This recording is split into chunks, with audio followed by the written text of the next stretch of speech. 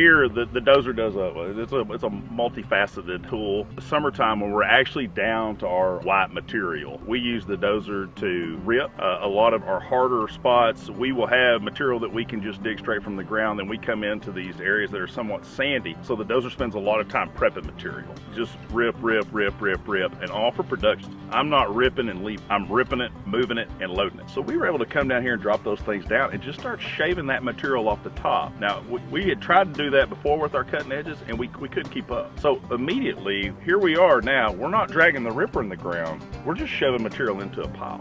We're able to hook up underneath those things and get some of that bigger stuff moving. Anytime you can do that and you're not having to bury that ripper in the ground, that's money in the bank. You're not having to go back 2 times. Now you're going to hit it 1 time and it's going to move. We changed, when we were in Fort Smith, I think I only changed teeth twice. The last time I changed teeth every 4 days. So we went to about half as many ripper teeth.